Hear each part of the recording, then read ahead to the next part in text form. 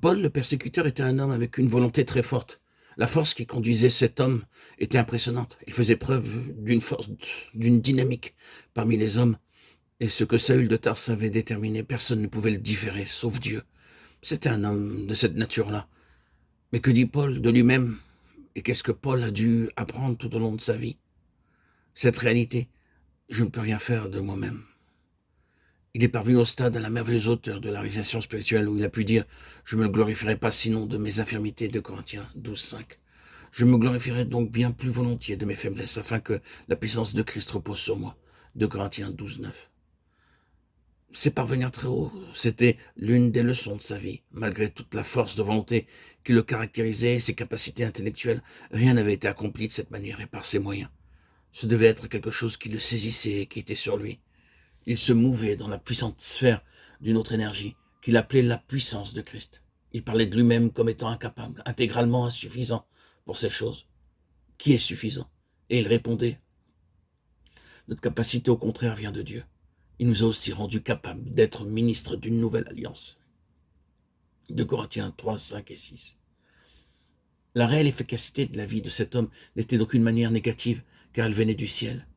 Ce n'était pas parce que Paul était un homme puissant avec une forte volonté qu'il pouvait aller de l'avant, non. Il soumettait tout à une seule chose, qu'il résumait par cette expression, par la puissance qui agit en nous. Éphésiens 3:20. Ici, c'est une autre énergie qui est responsable de tout. Il y avait certainement eu dans la vie de Paul, comme aussi sans aucun doute dans la vie du Seigneur Jésus, des moments où il n'avait pas pu aller de l'avant, des temps de lassitude, sous la sentence de mort. Mais combien de fois ce serviteur de Dieu s'est levé pour aller de l'avant, alors que c'était humainement impossible? L'énergie doit être l'énergie de Dieu et non pas la force motrice de l'homme. Une fois de plus, l'impact de ses vies et de toutes ses activités, c'était l'impact du ciel, l'écho du céleste. Nous faisons une erreur quand nous attribuons certaines choses au côté naturel des serviteurs de Dieu. Et c'est particulièrement vrai pour ce qui concerne Paul. Nous commettons une grande erreur. Les hommes ont pris l'habitude de parler du merveilleux pouvoir de l'intellect de Paul, de sa capacité de récupération, de survie et de persévérance. Paul peut avoir eu un cerveau merveilleux, mais de ce merveilleux cerveau n'a pas jailli la révélation que nous avons obtenue par lui.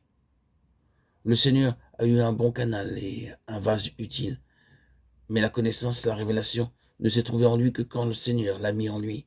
Cela signifie donc que tout procédé du ciel, tout ce dessein, sa réalisation, son impact, son efficacité ont pour origine cette ressource incorruptible, ce plus d'énergie qui se déverse.